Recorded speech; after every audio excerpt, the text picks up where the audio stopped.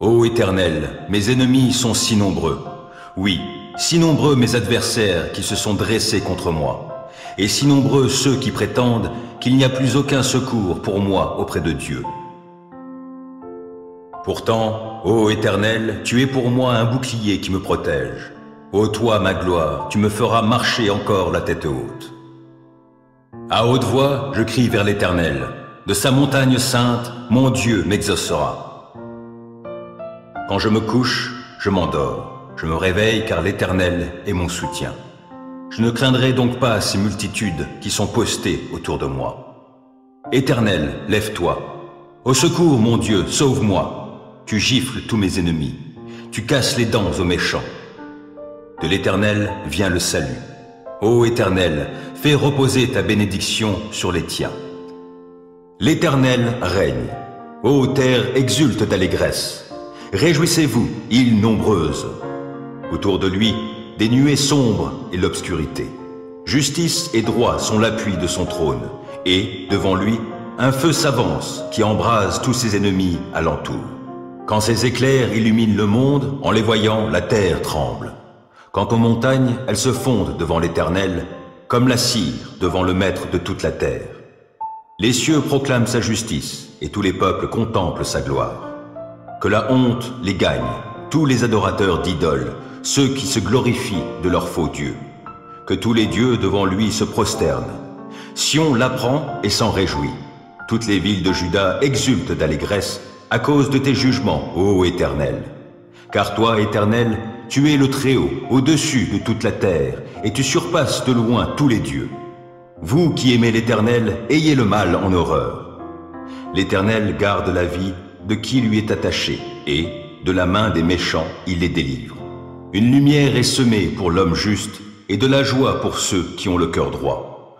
Ô vous les justes, réjouissez-vous à cause de l'Éternel, louez-le en évoquant sa sainteté.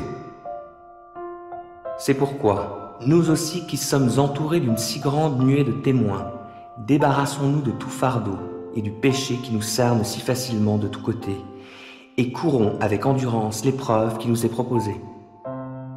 Gardons les yeux fixés sur Jésus, qui nous a ouvert le chemin de la foi et qui la porte à la perfection. Parce qu'il avait en vue la joie qui lui était réservée, il a enduré la mort sur la croix en méprisant la honte attachée à un tel supplice, et désormais il siège à la droite du trône de Dieu.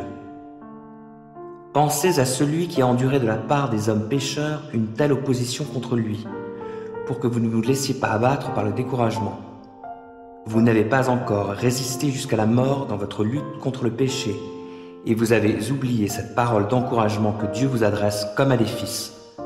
Mon fils, ne prends pas à la légère la correction du Seigneur, et ne te décourage pas lorsqu'il te reprend. Car le Seigneur corrige celui qu'il aime, il châtie tous ceux qu'il reconnaît pour ses fils. Supportez vos souffrances, elles servent à vous corriger. C'est en fils que Dieu vous traite. Quel est le fils que son père ne corrige pas? Si vous êtes dispensés de la correction qui est le lot de tous les fils, alors vous êtes des enfants illégitimes et non des fils. D'ailleurs, nous avions notre Père terrestre pour nous corriger, et nous le respections. N'allons-nous pas, à plus forte raison, nous soumettre à notre Père céleste pour avoir la vie?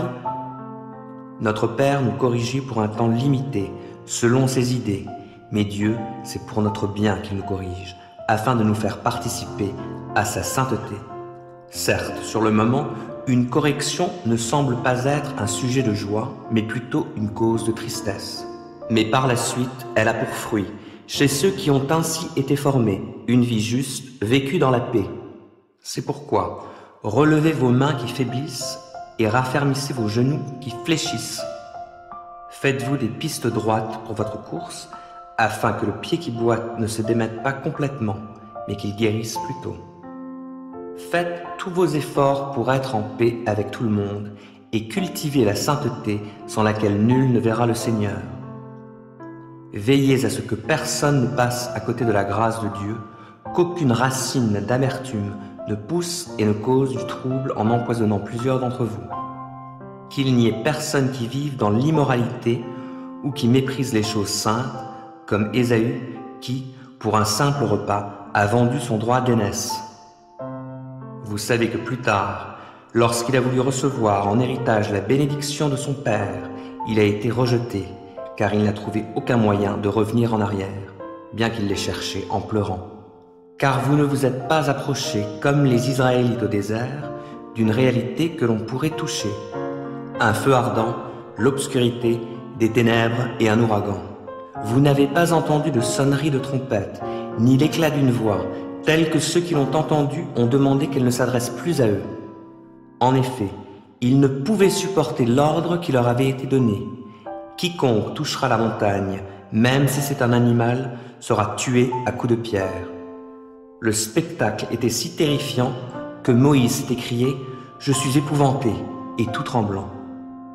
Non, vous, au contraire, vous vous êtes approché de la montagne de Sion, de la cité du Dieu vivant, de la Jérusalem céleste et de milliers d'anges en fête. Vous vous êtes approché de l'assemblée des premiers-nés de Dieu, dont les noms sont inscrits dans les cieux. Vous vous êtes approché de Dieu, le juge de tous les hommes, et des esprits des justes qui sont parvenus à la perfection. Vous vous êtes approché de Jésus, le médiateur d'une alliance nouvelle, et de son sang répandu qui parle mieux encore que celui d'Abel.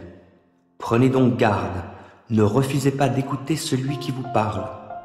Les Israélites qui ont refusé d'écouter celui qui les avertissait sur la terre n'ont pas échappé au châtiment. À combien plus forte raison en sera-t-il de même pour nous, si nous nous détournons de celui qui nous parle du haut des cieux? Celui dont la voix a fait alors trembler la terre fait maintenant cette promesse. Une fois encore, j'ébranlerai non seulement la terre, mais aussi le ciel. Ces mots, une fois encore, signifient que tout ce qui peut être ébranlé, c'est-à-dire ce qui appartient à l'ordre ancien de la création, disparaîtra pour que subsistent seules les réalités inébranlables. Le royaume que nous recevons est inébranlable. Soyons donc reconnaissants et servons Dieu d'une manière qui lui soit agréable, avec crainte et profond respect, car notre Dieu est un feu qui consume. Célébrez l'Éternel, car il est bon, car son amour dure à toujours. Proclamez-le, habitants d'Israël. Oui, son amour dure à toujours. Proclamez-le, descendants d'Aaron. Oui, son amour dure à toujours. Proclamez-le, vous tous qui craignez l'Éternel. Oui, son amour dure à toujours. Du fond de ma détresse, j'ai fait appel à l'Éternel, et il m'a répondu en me faisant échapper au danger. L'Éternel est pour moi, je n'aurai pas de crainte, que me feraient les hommes? L'Éternel est pour moi, il vient à mon secours. Je peux donc regarder en face tous ceux qui me haïssent. Mieux vaut se réfugier auprès de l'Éternel que de compter sur les humains. Mieux vaut avoir recours à l'Éternel que de compter sur les grands de ce monde. J'étais encerclé de partout, par tous les peuples ennemis, mais grâce à l'Éternel, je les ai massacrés. Ils m'enserraient de plus en plus, mais grâce à l'Éternel, je les ai massacrés. Ils m'avaient encerclé comme un essaim d'abeilles, mais ils se sont éteints comme un feu de broussailles. Oui, grâce à l'Éternel, je les ai massacrés. On m'a violemment bousculé pour me faire tomber, mais l'Éternel m'a secouru. L'Éternel est ma force, il est le sujet de mes chants, il m'a sauvé.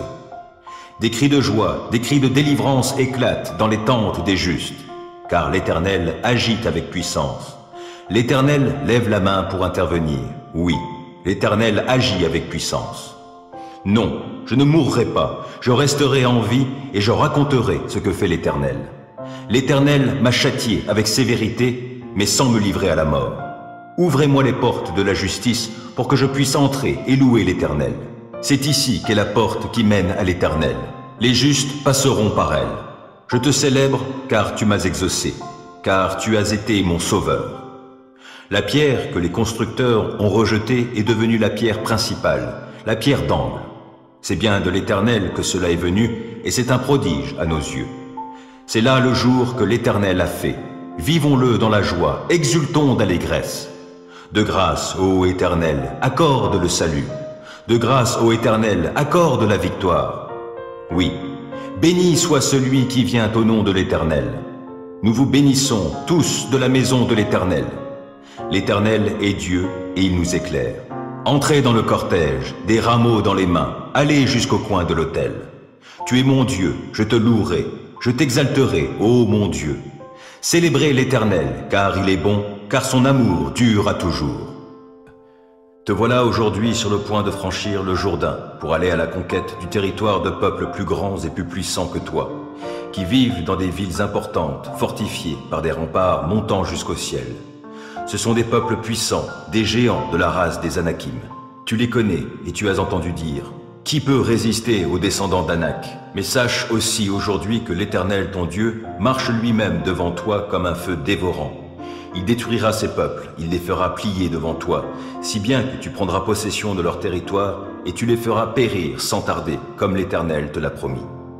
Lorsque l'Éternel, ton Dieu, les aura dépossédés en ta faveur, ne t'avise pas de penser « C'est parce que je suis juste que l'Éternel m'a fait venir pour prendre possession de ce pays. » Non, c'est à cause de la perversité de ces peuples qu'il va les chasser devant toi.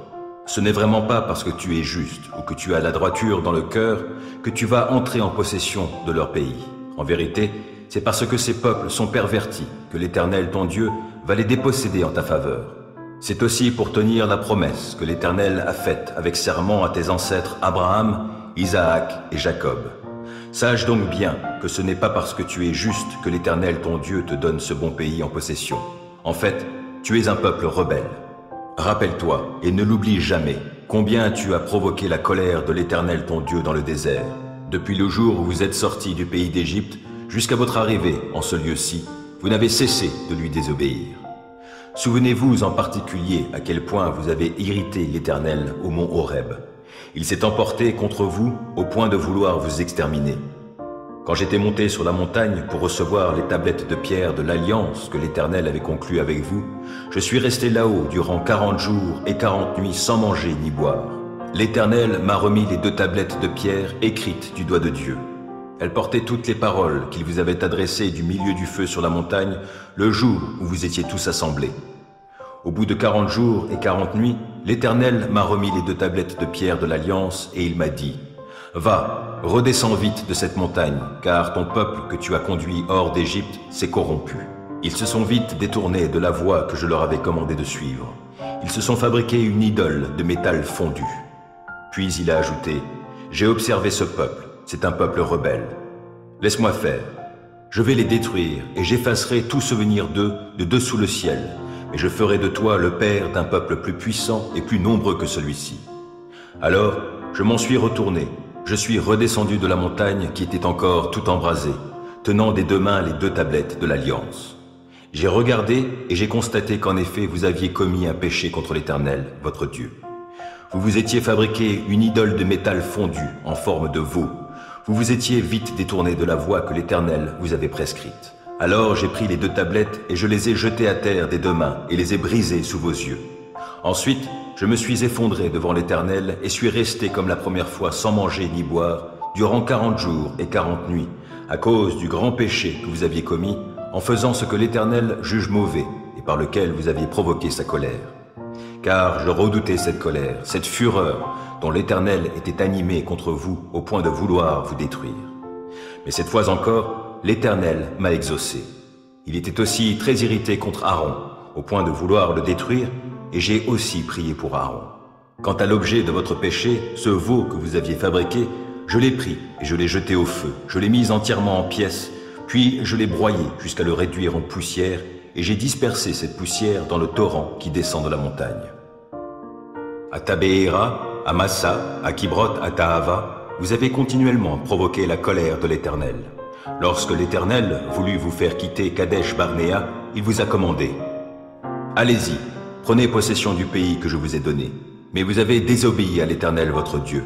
Vous n'avez pas eu confiance en lui et vous ne l'avez pas écouté. Depuis que je vous connais, vous êtes désobéissant à l'Éternel. Je me suis donc effondré devant l'Éternel et je suis resté prosterné devant lui pendant 40 jours et 40 nuits, car il parlait de vous détruire. Je l'implorais en disant « Seigneur Éternel, ne détruis pas ton peuple, celui qui t'appartient, que tu as magistralement délivré en le faisant sortir d'Égypte avec puissance.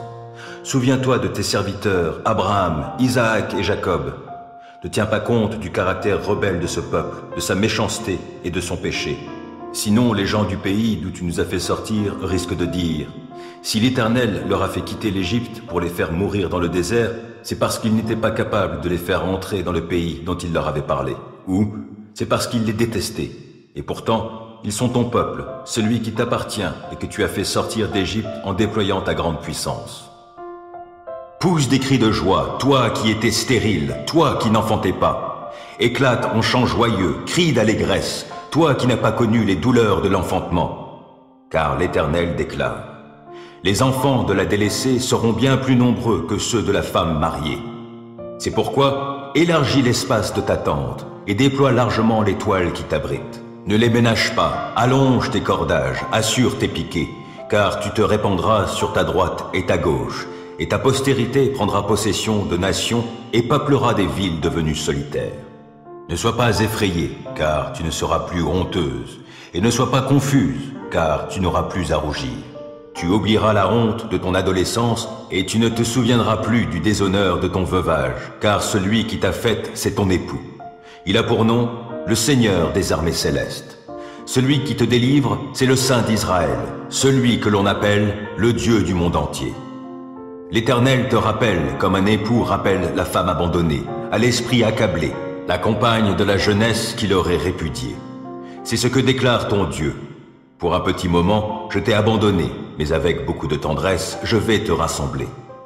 Dans le déchaînement de mon indignation, je t'ai caché ma face pour un petit instant, mais dans mon amour éternel, j'ai de la tendresse pour toi. C'est là ce que déclare ton libérateur, l'Éternel, car il en est pour moi comme au temps de Noé. J'avais juré alors que les eaux du déluge ne submergeraient plus la terre. De même, je fais le serment de ne plus m'irriter à ton encontre et de ne plus t'adresser de reproches. Même si les montagnes se mettaient à partir, même si les collines venaient à chanceler, mon amour envers toi ne partira jamais. Mon alliance de paix ne chancellera pas, déclare l'Éternel, remplie de tendresse pour toi. Ô cité malheureuse, battue par la tempête, privée de réconfort, dans un mortier de jaspe, j'enchasserai tes pierres et je te fonderai sur des saphirs. Je sertirai tes tours de créneaux en rubis, je te ferai des portes en pierre d'escarboucle, et je t'entourerai d'un rempart de pierres précieuses. Tous tes enfants seront instruits par l'Éternel, et la paix de tes fils sera très grande. Tu seras affermi par la justice, à l'abri de toute oppression. Tu n'auras rien à craindre, car la terreur sera bannie, et elle ne t'atteindra plus. Si l'on s'attroupe contre toi, je n'y serai pour rien, et ceux qui s'attrouperaient contre toi tomberont devant toi. Moi, j'ai créé le forgeron qui attise les braises et en retire une arme façonnée pour l'usage auquel il la destine. Et j'ai aussi créé le destructeur pour la dévastation. Toute arme fabriquée pour te faire du mal n'atteindra pas son but, et tu pourras confondre tous tes accusateurs en jugement, car tel est l'apanage des serviteurs de l'Éternel, et c'est ainsi que je leur fais justice. L'Éternel le déclare. Quand le sabbat fut passé, Marie de Magdala, Marie mère de Jacques et Salomé achetèrent des huiles aromatiques pour aller embaumer le corps de Jésus. Il était encore très tôt le dimanche matin, lorsqu'elles arrivèrent au tombeau. Le soleil se levait. En chemin, elles s'étaient demandé les unes aux autres « Qui nous roulera la pierre qui ferme l'entrée du tombeau ?» Or, en levant les yeux, elles s'aperçurent que la pierre avait été roulée sur le côté et c'était un bloc énorme. Elles pénétrèrent dans le caveau et virent, assis du côté droit, un jeune homme vêtu d'une robe blanche. Elles furent saisies de frayeur. Mais le jeune homme leur dit « N'ayez pas peur. Vous cherchez Jésus de Nazareth, celui qui a été crucifié? Il est ressuscité. Il n'est plus ici. Voyez l'endroit où on l'avait déposé. Et maintenant, allez annoncer à ses disciples et aussi à Pierre qu'il vous précède en Galilée. C'est là que vous le verrez, comme il vous l'a dit. » Elles se précipitèrent hors du tombeau et s'enfuirent, toutes tremblantes et bouleversées. Elles ne dirent rien à personne, tant elles étaient effrayées. Jésus, étant ressuscité le dimanche matin, apparut d'abord à Marie de Magdala dont il avait chassé 7 démons. Celle-ci alla porter la nouvelle à ceux qui avaient accompagné Jésus. Ils étaient plongés dans la tristesse et en larmes. Mais eux, en l'entendant dire qu'il était vivant et qu'il lui était apparu, ne la crurent pas. Après cela, alors que 2 d'entre eux faisaient route pour se rendre à la campagne, il leur apparut sous un autre aspect. Ils revinrent à Jérusalem et annoncèrent la nouvelle aux autres. Mais ils ne les crurent pas, eux non plus. Plus tard, il se montra aux 11 pendant qu'ils étaient à table. Il leur reprocha leur incrédulité et leur aveuglement parce qu'ils n'avaient pas cru ceux qu'il avait vus ressusciter. Et il leur dit, « Allez dans le monde entier, proclamez l'Évangile à tous les hommes. Celui qui croira et sera baptisé sera sauvé, mais celui qui ne croira pas sera condamné. Voici les signes miraculeux qui accompagneront ceux qui auront cru. En mon nom, ils chasseront des démons, ils parleront des langues nouvelles, ils saisiront des serpents venimeux, ou s'il leur arrive de boire un poison mortel, cela ne leur causera aucun mal. Ils imposeront les mains à des malades, et ceux-ci seront guéris. » Après leur avoir ainsi parlé, le Seigneur Jésus fut enlevé au ciel et s'assit à la droite de Dieu. Quant à eux, ils s'en allèrent proclamer la parole de Dieu en tout lieu. Le Seigneur travaillait avec eux et confirmait leur prédication par les signes miraculeux qui l'accompagnaient. Ô mon Dieu, sauve-moi. J'ai de l'eau jusqu'au cou. Dans une boue profonde, je m'enlise, sans point d'appui. Me voici descendu au plus profond des eaux. Un fort courant m'emporte. Je m'épuise à crier, mon gosier est brûlant. Mes yeux se sont usés à attendre mon Dieu. Car ceux qui me haïssent sans la moindre raison ont dépassé le nombre des cheveux de ma tête. Ils sont puissants, mes ennemis menteurs, qui veulent me détruire. Je dois restituer ce que je n'ai pas extorqué. Ô Dieu, tu sais comme j'ai été insensé, et mes actes coupables ne te sont pas cachés. Qu'ils ne soient pas dans la honte à cause de moi, ceux qui ont mis leur espérance en toi. Ô Éternel, ô Seigneur des armées célestes, que ceux qui se tournent vers toi ne soient pas à cause de moi remplis de confusion, Dieu d'Israël. Car c'est pour toi que je porte l'opprobre et que la confusion me couvre le visage. Me voilà devenu étranger pour mes frères et comme un inconnu pour les fils de ma mère. L'amour que j'ai pour ta maison est en moi comme un feu qui me consume, et les insultes des hommes qui t'insultent sont retombées sur moi. Quand je pleure et je jeûne, je reçois des insultes. Je me revêts d'une toile de sac et je deviens pour eux un objet de risée. Les gens qui sont assis sur la place publique aux portes de la ville et les buveurs d'alcool font de moi leur chanson. Quant à moi, je t'exprime ma prière. Ô Éternel, n'est-ce pas le moment de montrer ta faveur? Exauce-moi, ô Dieu, dans ton immense amour et sauve-moi dans ta fidélité. Tire-moi de la boue, que je n'enfonce pas. Viens donc me délivrer de ceux qui me haïssent et des profondes eaux. Que je ne sois pas emporté par le fort courant d'eau et que l'abîme ne m'engloutisse pas. Que le gouffre béant ne se referme pas sur moi. Réponds-moi, Éternel, ton amour est si bon. Dans ta grande compassion, occupe-toi de moi. Ne te détourne plus de moi, ton serviteur. Je suis dans la détresse, réponds-moi sans tarder. Approche-toi de moi, viens me sauver la vie. Oui, viens me libérer, car j'ai des ennemis. Toi, tu sais comme je subis l'opprobre, quelle est ma honte et mon ignominie. Ils sont là, devant toi, tous mes persécuteurs. L'opprobre me brise le cœur, je ne m'en remets pas. J'espère un geste de sympathie en ma faveur, mais mon attente est vaine. Quelqu'un qui me console, mais je n'en trouve pas. Ils ont mis du poison dans le pain que je mange. Pour étancher ma soif, ils m'offrent du vinaigre. Que leur banquet devienne un piège devant eux. Que leur tranquillité soit comme un traquenard. Que leurs yeux s'obscurcissent au point de ne plus voir. Fais-leur courber le dos continuellement. Que ton indignation se déverse sur eux. Que ta colère ardente les atteigne. Que les lieux où ils campent soient dévastés. Que leur demeure soit privée d'habitants. Ils se sont acharnés sur celui que tu as frappé. Ils se sont répandus en commérage sur les malheurs de ceux que tu avais blessés. Charge-les donc de tous leurs crimes, et qu'ils ne soient pas mis au bénéfice de ta justice. Que leur nom soit rayé du livre des vivants, qu'ils ne soient pas inscrits parmi les justes. Je suis affligé et je souffre, mais ton secours, ô Dieu, me mettra à l'abri. Alors je te louerai, ô Dieu, dans mes cantiques, je dirai ta grandeur avec reconnaissance. Voilà, ô Éternel, qui te plaît plus qu'un bœuf ou qu'un taureau ayant sabots et cornes. Ô vous les affligés, voyez, réjouissez-vous.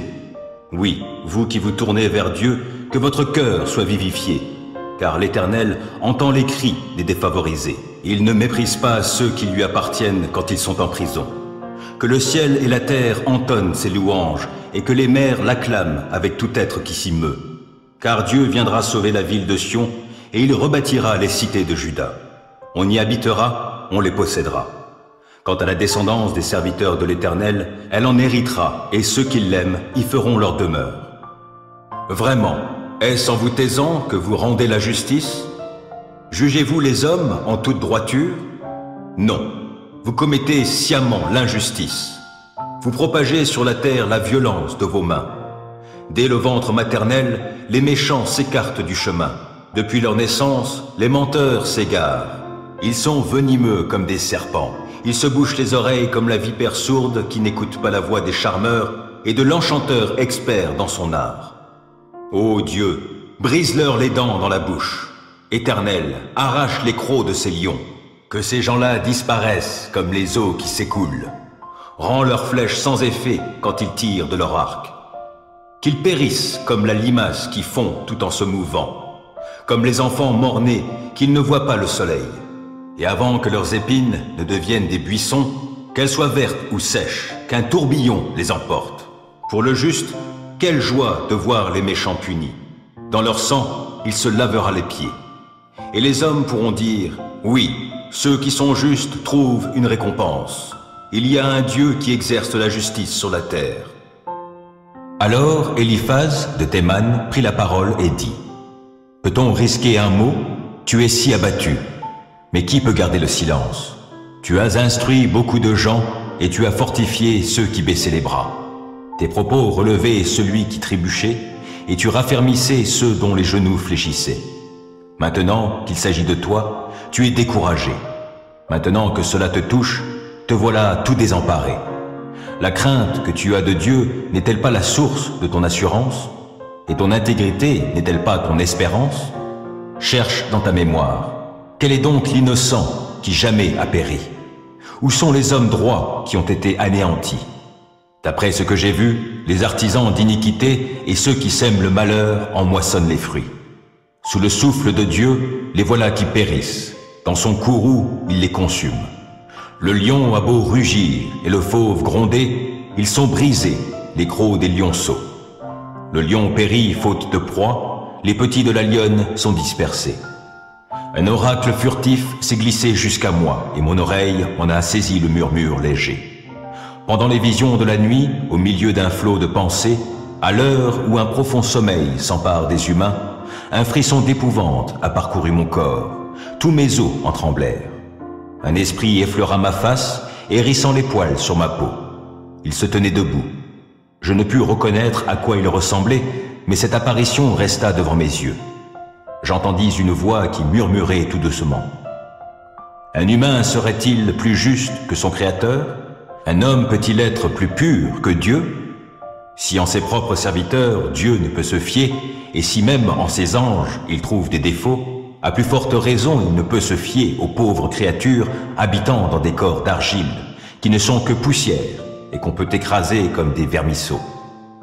Entre le matin et le soir, ils sont réduits en poudre. Sans qu'on y prenne garde, les voilà qui périssent.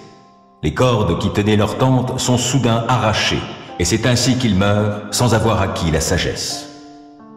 Une femme pleine de sagesse construit sa maison, mais celle qui est insensée la renverse de ses propres mains. Qui craint l'Éternel se conduit avec droiture, qui le méprise emprunte des voies perverses. C'est par ses propres paroles que le sot est puni de son orgueil, mais les paroles des sages sont leur sauvegarde. Là où il n'y a pas de bétail, la mangeoire reste nette, mais la vigueur des bœufs assure d'abondants revenus. Un témoin honnête ne ment pas, mais le faux témoin profère des mensonges. Le moqueur a beau chercher la sagesse, elle lui échappe, alors que la connaissance est facilement à la portée de l'homme de bon sens. Éloigne-toi de l'insensé, car il n'a aucun savoir à te communiquer. La sagesse de l'homme réfléchi lui fait discerner sa voie, mais la folie des insensés les égare. Réparer un tort, les insensés s'en moquent, mais entre gens droits, la bonne volonté l'emporte. Le cœur connaît son propre chagrin, et personne ne peut partager sa joie. La maison des méchants sera détruite, mais la demeure des gens droits sera florissante. Bien des hommes pensent être sur le bon chemin, et pourtant, ils se trouvent sur une voie qui, finalement, mène à la mort. Le rire peut masquer la tristesse du cœur, et la gaieté peut finir en chagrin. L'homme au cœur perfide sera gavé des fruits de sa conduite, Mais l'homme de bien jouira des fruits de la sienne. L'inexpérimenté croit tout ce qu'on lui dit, mais l'homme réfléchi avance avec prudence. Le sage craint le mal et s'en écarte, mais l'insensé, sûr de lui, s'emporte. L'homme coléreux fait des sottises. Qui a de mauvais desseins s'attire la haine. La folie, voilà ce qu'héritent ceux qui manquent d'expérience, mais la connaissance est la couronne des gens réfléchis. Les méchants auront à baisser la tête devant ceux qui sont bons, et les hommes mauvais à la porte des justes. Personne n'aime le pauvre, même pas son compagnon, mais le riche a beaucoup d'amis. Qui méprise son prochain commet une faute, mais heureux celui qui a compassion des affligés. Ceux qui manigancent le mal font fausse route, mais ceux qui projettent le bien trouvent l'amour véritable. À tout travail, il y a du profit, mais le bavardage mène au dénuement. La richesse des sages est leur couronne, mais la folie des insensés reste de la folie. Un témoin véridique sauve des vies, et qui profère des mensonges est un trompeur. Celui qui craint l'Éternel possède une solide assurance, et il sera un refuge pour ses enfants. La crainte de l'Éternel est une source de vie, elle fait éviter les pièges de la mort. La gloire d'un roi dépend du nombre de ses sujets, et la dépopulation ruine le prince. Celui qui garde son sang-froid fait preuve d'une grande intelligence, mais l'homme coléreux étale sa sottise. Un cœur paisible contribue à la vie du corps, mais l'envie est comme une maladie qui ronge les os. Opprimer le pauvre, c'est outrager son Créateur, mais avoir de la compassion pour les indigents, c'est l'honorer. Le méchant est terrassé par sa perversité, mais le juste reste plein de confiance jusque dans la mort. La sagesse repose dans un esprit intelligent. Elle sera reconnue même parmi les sots. La justice grandit une nation, mais le péché est une honte pour tout peuple. Le roi accorde sa faveur à ceux qui le servent avec intelligence, mais sa colère atteint celui qui fait honte. Dieu le Père vous a choisi d'avance, conformément à son plan, et vous avez été purifiés par l'Esprit pour obéir à Jésus-Christ et bénéficier de l'aspersion de son sang. Que la grâce et la paix vous soient abondamment accordées. Béni soit Dieu, le Père de notre Seigneur Jésus-Christ. Dans sa grande compassion, il nous a fait naître à une vie nouvelle pour nous donner une espérance vivante par la résurrection de Jésus-Christ. Car il a préparé pour nous un héritage qui ne peut ni se détruire, ni se corrompre, ni perdre sa beauté. Il le tient en réserve pour vous dans les cieux, vous qu'il garde par sa puissance au moyen de la foi, en vue du salut qui est prêt à être révélé au moment de la fin. Voilà ce qui fait votre joie, même si actuellement, il faut que vous soyez attristés pour un peu de temps par diverses épreuves. Celles-ci servent à éprouver la valeur de votre foi. Le feu du creuset n'éprouve-t-il pas l'or, qui pourtant disparaîtra un jour? Pourtant, votre foi qui a résisté à l'épreuve a une valeur beaucoup plus précieuse. Elle vous vaudra louange, gloire et honneur lorsque Jésus-Christ apparaîtra. Jésus, vous ne l'avez pas vu, et pourtant vous l'aimez. Mais en plaçant votre confiance en lui sans le voir encore, vous êtes rempli d'une joie glorieuse et inexprimable, car vous obtenez en retour votre salut qui est le but de votre foi. Ce salut a fait l'objet des recherches et des investigations des prophètes qui ont annoncé d'avance la grâce qui vous était destinée. Ils cherchaient à découvrir à quelle époque et à quels événements se rapportaient les indications données par l'Esprit de Christ.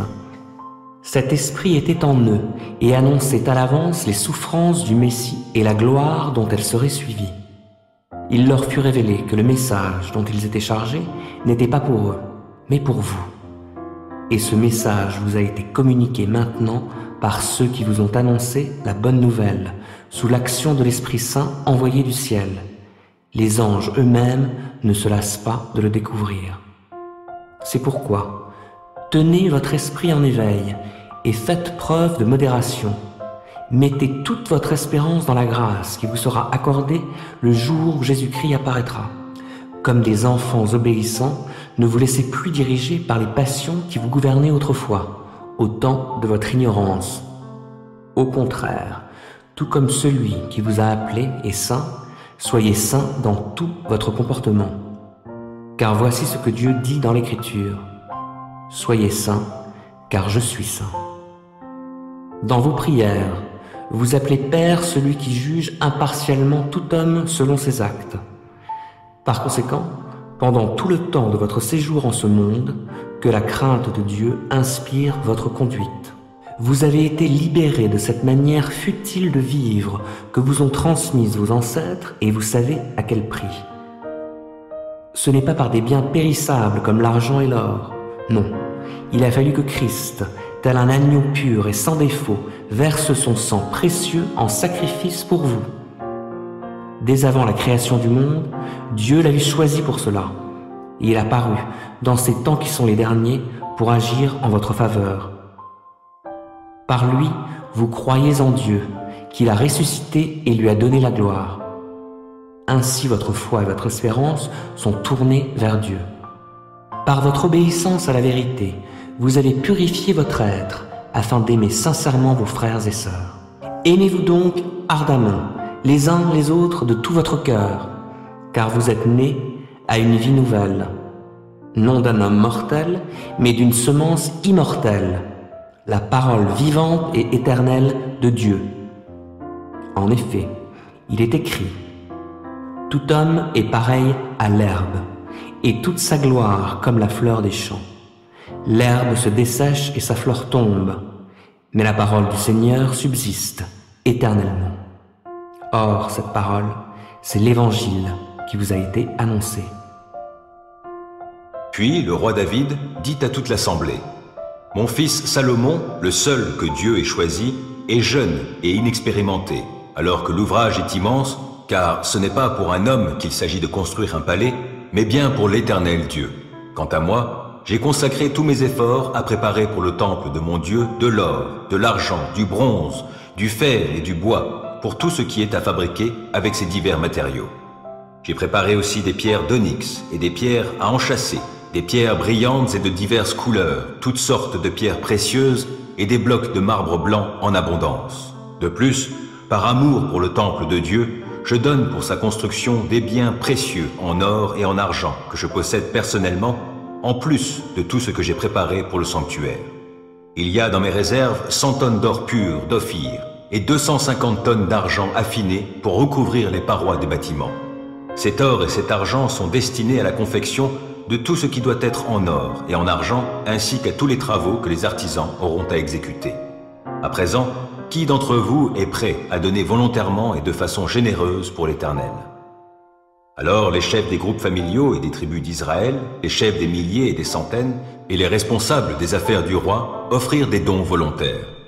Ils remirent spontanément pour le temple de Dieu 170 tonnes d'or, 10 000 pièces d'or, plus de 300 tonnes d'argent, quelques 600 tonnes de bronze et plus de 3000 tonnes de fer. Ceux qui possédaient des pierres précieuses les confièrent à Yehiel, le Guershonite, pour le trésor du temple de l'Éternel. Le peuple s'est réjoui de ces dons volontaires, car c'était d'un cœur sans partage qu'il les avait faits à l'Éternel. Le roi David en éprouva lui aussi une très grande joie. David bénit l'Éternel devant toute l'assemblée en disant, « Béni sois-tu à tout jamais, ô Éternel, Dieu de notre ancêtre Israël. À toi, Éternel, appartiennent la grandeur, la puissance et la magnificence, et la gloire et la majesté. Car tout ce qui est dans le ciel et sur la terre est à toi, Éternel. C'est à toi qu'appartient le règne. Tu es le souverain au-dessus de tout être. Et c'est de toi que viennent la richesse et la gloire. Tu domines sur tout, et dans ta main réside la force et la puissance. Tu détiens le pouvoir d'élever qui tu veux et de le rendre fort. C'est pourquoi, notre Dieu, nous te louons, nous célébrons ta gloire. Car qui donc suis-je et qui donc est mon peuple pour avoir les moyens de t'offrir de tels dons? Tout cela vient de toi, et c'est de ta main même que nous avons reçu ce que nous te donnons.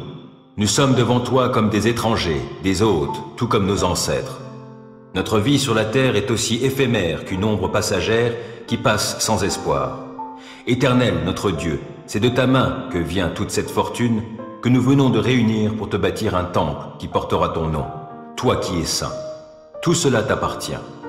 Je le sais, ô mon Dieu, tu sondes notre cœur, et tu as du plaisir lorsque quelqu'un est droit. Eh bien, c'est d'un cœur droit que je t'ai apporté tous ces dons volontaires. Et j'ai vu avec joie ton peuple ici présent t'apporter ces dons volontaires. Ô Éternel, Dieu d'Abraham, d'Isaac et d'Israël, nos pères, conserve pour toujours dans le cœur de ton peuple ses dispositions, ses pensées, et maintiens fermement leur cœur tourné vers toi. À mon fils Salomon, donne un cœur sans partage, afin qu'il obéisse à tes commandements, tes ordonnances et tes lois, et les applique tous, et qu'il bâtisse le palais en vue duquel j'ai fait tous ces préparatifs. Là-dessus, David dit à toute l'assemblée, « Bénissez l'Éternel, votre Dieu. » Alors toute l'assemblée loua l'Éternel, le Dieu de ses ancêtres. Ils s'inclinèrent et se prosternèrent devant l'Éternel et devant le roi. Le lendemain, ils offrirent des sacrifices et des holocaustes à l'Éternel. 1000 taureaux, 1000 béliers et 1000 agneaux, accompagnés des offrandes de vin requises. Et ils offrirent un grand nombre de sacrifices pour tout Israël. Ils mangèrent et burent ce jour-là devant l'Éternel dans de grandes réjouissances. Pour la seconde fois, ils proclamèrent roi Salomon, fils de David, et lui conférèrent l'onction au nom de l'Éternel pour être leur chef. Ils établirent aussi par l'onction Tsadok comme prêtre. Salomon prit place sur le trône de l'Éternel pour régner à la place de son père David. Il l'occupa avec succès et tout Israël lui obéit. Tous les chefs et les soldats et même tous les fils du roi David se soumirent à lui. L'Éternel éleva au plus haut point le prestige de Salomon aux yeux de tout Israël, et il rendit son règne plus éclatant que celui de tous ses prédécesseurs comme roi sur Israël. David, fils d'Isaïe, avait régné sur tout Israël. Il avait régné 40 ans sur Israël, 7 ans à Hébron et 33 ans à Jérusalem. Et il mourut au terme d'une heureuse vieillesse, rassasié de jours, de richesses et de gloire. Son fils Salomon lui succéda sur le trône. Les faits et gestes du roi David, des premiers aux derniers, sont cités dans les annales du prophète Samuel, dans les annales du prophète Nathan et dans les annales du prophète Gad. On y raconte tout son règne, sa puissance et tout ce qui lui est arrivé, ainsi qu'à Israël et à tous les royaumes de la région. Que la grâce et la paix vous soient accordées par Dieu, notre Père, et par le Seigneur Jésus-Christ. Béni soit Dieu, le Père de notre Seigneur Jésus-Christ, le Père qui est plein de bonté, le Dieu qui réconforte dans toutes les situations. Il nous réconforte dans toutes nos détresses, afin qu'à notre tour, nous soyons capables de réconforter ceux qui passent par toutes sortes de détresses, en leur apportant le réconfort que Dieu nous a apporté. De même, en effet, que les souffrances de Christ surabondent dans notre vie, le réconfort qu'il nous donne surabonde. Si donc nous passons par la détresse, c'est pour votre réconfort et votre salut. Et si nous sommes réconfortés, c'est pour que vous receviez, vous aussi, du réconfort afin de pouvoir supporter les mêmes souffrances que celles que nous endurons. Et nous possédons à votre sujet une ferme espérance, car nous savons que si vous avez part aux souffrances, vous avez aussi part au réconfort. Il faut, en effet, que vous sachiez, frères et sœurs, quelle détresse nous avons connue dans la province d'Asie. Nous étions écrasés, à bout de force, au point même que nous désespérions de conserver la vie. Nous avions accepté en nous-mêmes notre condamnation à mort. Cela nous a appris à ne pas mettre notre confiance en nous-mêmes, mais uniquement en Dieu qui ressuscite les morts. C'est lui qui nous a délivrés d'une telle mort et qui nous en délivrera encore. Oui, nous avons cette espérance en lui qu'il nous délivrera encore, et vous y contribuez en priant pour nous. Ainsi, le don de la grâce qu'il nous accorde en réponse aux prières de beaucoup sera aussi pour beaucoup une occasion de remercier Dieu à notre sujet. S'il est une chose dont nous pouvons être fiers, c'est le témoignage de notre conscience. Il nous atteste que nous nous sommes conduits dans le monde, et tout spécialement envers vous, avec la sincérité et la pureté qui viennent de Dieu, en nous fondant non sur une sagesse purement humaine, mais sur la grâce de Dieu. Car ce que nous vous écrivons dans nos lettres ne veut pas dire autre chose que ce que vous pouvez y lire et y comprendre. Et j'espère que vous le comprendrez pleinement. Comme vous l'avez déjà compris en partie, vous pouvez être fiers de nous, comme nous le serons de vous au jour de notre Seigneur Jésus. Persuadé que telle était votre pensée, je m'étais proposé de me rendre chez vous en premier lieu, afin de vous procurer une double joie. Je comptais passer par chez vous en allant en Macédoine, puis revenir de Macédoine chez vous. Vous auriez alors pu m'aider à poursuivre mon voyage vers la Judée. En formant ce projet, ai-je fait preuve de légèreté, ou bien mes plans seraient-ils inspirés par des motifs purement humains, en sorte que lorsque je dis « oui », cela pourrait être « non ». Aussi vrai que Dieu est digne de confiance, je vous le garantis, la parole que nous vous avons adressée n'est pas à la fois « oui » et « non ». Car Jésus-Christ, le Fils de Dieu, que moi-même, comme Sylvain et Timothée, nous avons proclamé parmi vous, n'a pas été à la fois oui et non. En lui était le oui, car c'est en lui que Dieu a dit oui à tout ce qu'il avait promis. Aussi est-ce par lui que nous disons oui, Amen, pour que la gloire revienne à Dieu. C'est Dieu, en effet, qui nous a fermement unis avec vous, à Christ, et qui nous a consacrés à lui par son onction. Et c'est encore Dieu qui nous a marqués de son sceau comme sa propriété, et qui a mis dans notre cœur son esprit comme acompte des biens à venir. Pourquoi donc ne suis-je pas encore revenu à Corinthe? J'en prends Dieu à témoin sur ma vie. C'est parce que je voulais vous ménager. Notre rôle n'est pas de dominer sur votre foi, mais de collaborer ensemble à votre joie, car vous tenez ferme dans la foi. Tends vers moi ton oreille, Éternel, réponds-moi, car je suis pauvre et affligé. Viens protéger ma vie, car je te suis attaché. Toi, mon Dieu, sauve-moi. Je suis ton serviteur, je me confie en toi. Ô Seigneur, fais-moi grâce. Je crie vers toi sans cesse. Réjouis ton serviteur, car c'est vers toi, Seigneur, que je me porte. Car tu es bon, Seigneur, et prompt à pardonner, riche en amour pour tous ceux qui t'invoquent. Écoute ma prière, ô Éternel. Sois attentif à mes supplications. Au jour de ma détresse, c'est vers toi que je crie, car tu me répondras. Parmi les dieux, Seigneur, nul n'est semblable à toi. Aucun ne pourrait accomplir des œuvres semblables aux tiennes. Tous les peuples que tu as faits viendront se prosterner devant toi, ô Seigneur, et ils te rendront gloire, car tu es grand et tu accomplis des prodiges. C'est toi seul qui es Dieu. Enseigne-moi, ô Éternel, la voie que tu veux que je suive, et je me conduirai selon ta vérité. Accorde-moi un cœur tel qu'il te craigne sans partage. De tout mon cœur, je te louerai. Seigneur mon Dieu, je te rendrai gloire à toujours, car ton amour pour moi est grand, et toi, tu me délivres du gouffre du séjour des morts. Ô Dieu, des hommes arrogants se dressent contre moi, une bande de violents en veulent à ma vie. Il n'y a pas de place pour toi dans leurs pensées. Mais toi, Seigneur, tu es un Dieu compatissant et disposé à faire grâce. Toi, tu es lent à la colère, riche en amour fidèle. Tourne-toi donc vers moi et fais-moi grâce. Accorde-moi ta force, à moi qui suis ton serviteur. Oui, viens sauver le fils de ta servante. Accorde-moi un signe de ta bonté. Que ceux qui me haïssent le voient et soient couverts de honte. Car c'est toi, Éternel, qui es mon aide et mon consolateur.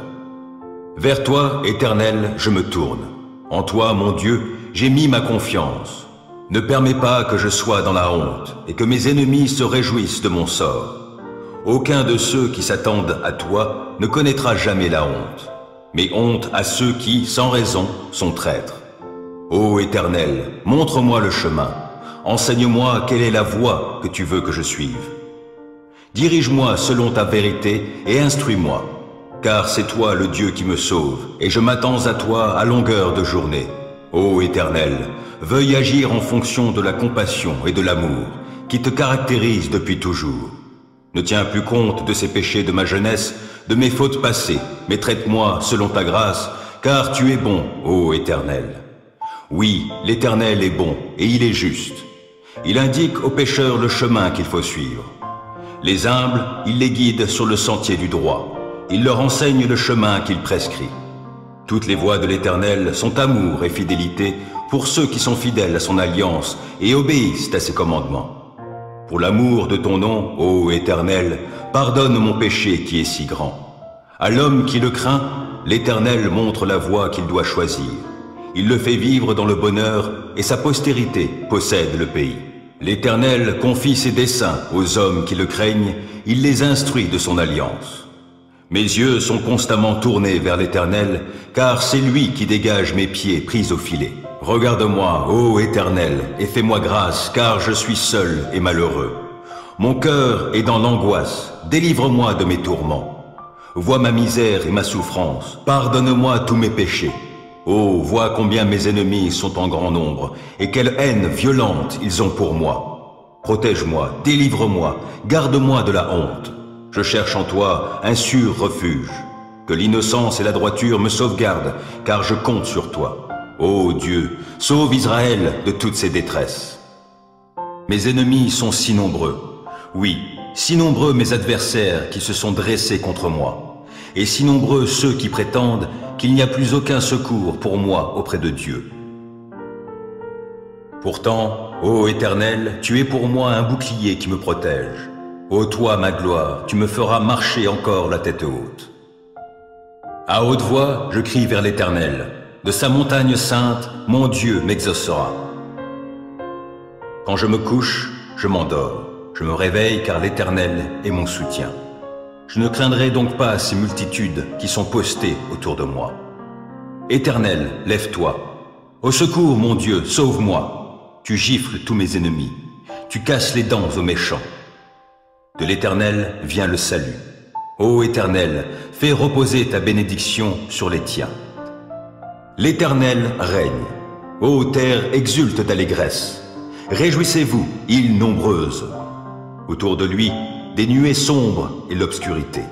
Justice et droit sont l'appui de son trône, et, devant lui, un feu s'avance qui embrase tous ses ennemis alentour.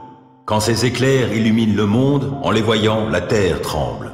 Quant aux montagnes, elles se fondent devant l'Éternel, comme la cire devant le Maître de toute la terre. Les cieux proclament sa justice, et tous les peuples contemplent sa gloire. Que la honte les gagne, tous les adorateurs d'idoles, ceux qui se glorifient de leurs faux dieux. Que tous les dieux devant lui se prosternent.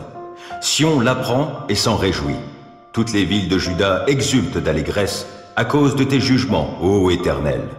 Car toi, Éternel, tu es le Très-Haut, au-dessus de toute la terre, et tu surpasses de loin tous les dieux.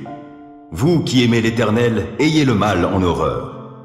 L'Éternel garde la vie de qui lui est attaché, et, de la main des méchants, il les délivre.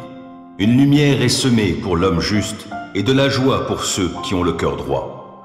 Ô vous les justes, réjouissez-vous à cause de l'Éternel, louez-le en évoquant sa sainteté. C'est pourquoi, nous aussi qui sommes entourés d'une si grande nuée de témoins, débarrassons-nous de tout fardeau et du péché qui nous cerne si facilement de tous côtés, et courons avec endurance l'épreuve qui nous est proposée. Gardons les yeux fixés sur Jésus, qui nous a ouvert le chemin de la foi et qui la porte à la perfection. Parce qu'il avait en vue la joie qui lui était réservée, il a enduré la mort sur la croix en méprisant la honte attachée à un tel supplice, et désormais il siège à la droite du trône de Dieu. Pensez à celui qui a enduré de la part des hommes pécheurs une telle opposition contre lui, pour que vous ne vous laissiez pas abattre par le découragement. Vous n'avez pas encore résisté jusqu'à la mort dans votre lutte contre le péché, et vous avez oublié cette parole d'encouragement que Dieu vous adresse comme à des fils. Mon fils, ne prends pas à la légère la correction du Seigneur, et ne te décourage pas lorsqu'il te reprend. Car le Seigneur corrige celui qu'il aime, il châtie tous ceux qu'il reconnaît pour ses fils. Supportez vos souffrances, elles servent à vous corriger. C'est en fils que Dieu vous traite. Quel est le fils que son père ne corrige pas? Si vous êtes dispensés de la correction qui est le lot de tous les fils, alors vous êtes des enfants illégitimes et non des fils.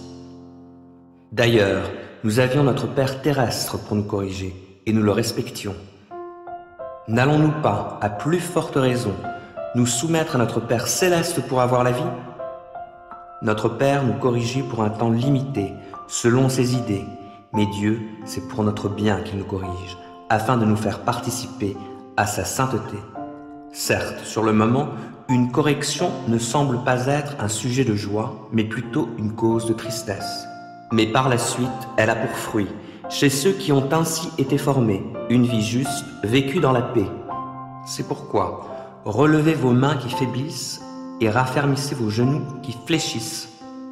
Faites-vous des pistes droites pour votre course, afin que le pied qui boite ne se démette pas complètement, mais qu'il guérisse plutôt. Faites tous vos efforts pour être en paix avec tout le monde et cultivez la sainteté sans laquelle nul ne verra le Seigneur. Veillez à ce que personne ne passe à côté de la grâce de Dieu, qu'aucune racine d'amertume ne pousse et ne cause du trouble en empoisonnant plusieurs d'entre vous. Qu'il n'y ait personne qui vive dans l'immoralité ou qui méprise les choses saintes, comme Ésaü qui, pour un simple repas, a vendu son droit d'aînesse. Vous savez que plus tard, Lorsqu'il a voulu recevoir en héritage la bénédiction de son père, il a été rejeté, car il n'a trouvé aucun moyen de revenir en arrière, bien qu'il l'ait cherché en pleurant. Car vous ne vous êtes pas approchés, comme les Israélites au désert, d'une réalité que l'on pourrait toucher. Un feu ardent, l'obscurité, des ténèbres et un ouragan. Vous n'avez pas entendu de sonnerie de trompette, ni l'éclat d'une voix, telle que ceux qui l'ont entendue ont demandé qu'elle ne s'adresse plus à eux. En effet, ils ne pouvaient supporter l'ordre qui leur avait été donné. Quiconque touchera la montagne, même si c'est un animal, sera tué à coups de pierre. Le spectacle était si terrifiant que Moïse s'est écrié « Je suis épouvanté et tout tremblant ». Non, vous, au contraire, vous vous êtes approché de la montagne de Sion, de la cité du Dieu vivant, de la Jérusalem céleste et de milliers d'anges en fête. Vous vous êtes approché de l'assemblée des premiers-nés de Dieu, dont les noms sont inscrits dans les cieux. Vous vous êtes approché de Dieu, le juge de tous les hommes, et des esprits des justes qui sont parvenus à la perfection. Vous vous êtes approché de Jésus, le médiateur d'une alliance nouvelle, et de son sang répandu qui parle mieux encore que celui d'Abel. Prenez donc garde, ne refusez pas d'écouter celui qui vous parle. Les Israélites qui ont refusé d'écouter celui qui les avertissait sur la terre n'ont pas échappé au châtiment. À combien plus forte raison en sera-t-il de même pour nous, si nous nous détournons de celui qui nous parle du haut des cieux? Celui dont la voix a fait alors trembler la terre fait maintenant cette promesse.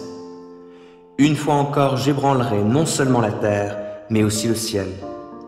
Ces mots, une fois encore, signifient que tout ce qui peut être ébranlé, c'est-à-dire ce qui appartient à l'ordre ancien de la création, disparaîtra pour que subsistent seules les réalités inébranlables.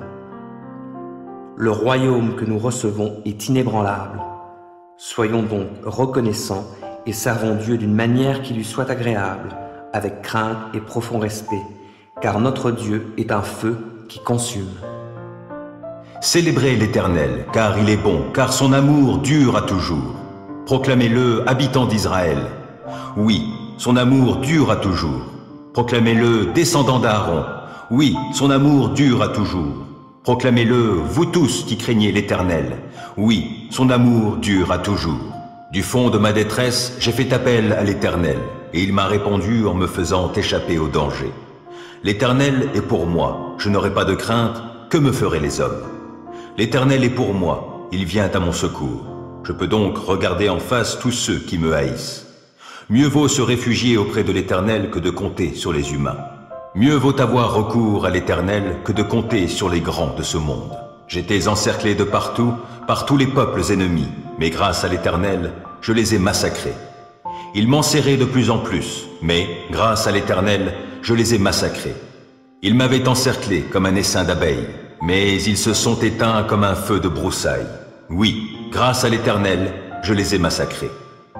On m'a violemment bousculé pour me faire tomber, mais l'Éternel m'a secouru. L'Éternel est ma force, il est le sujet de mes chants, il m'a sauvé.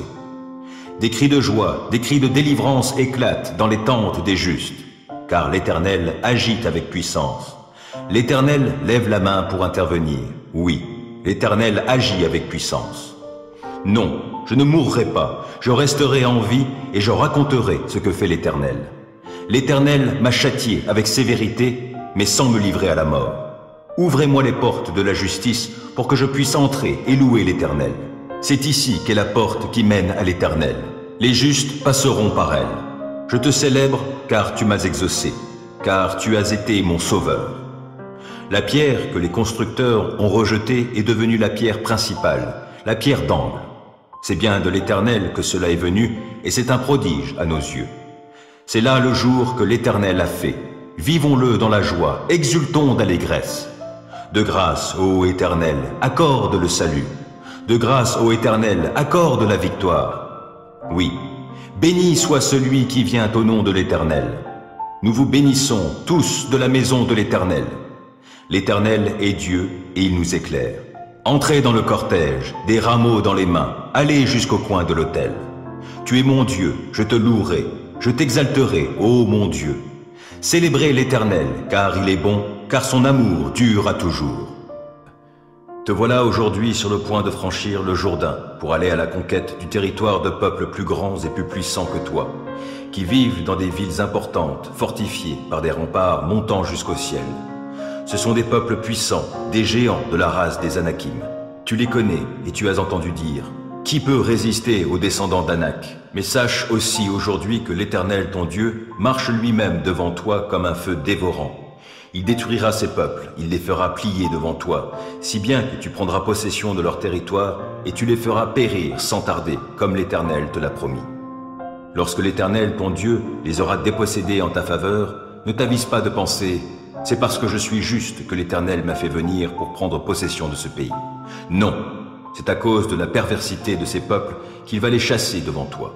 Ce n'est vraiment pas parce que tu es juste ou que tu as la droiture dans le cœur que tu vas entrer en possession de leur pays. En vérité, c'est parce que ces peuples sont pervertis que l'Éternel, ton Dieu, va les déposséder en ta faveur.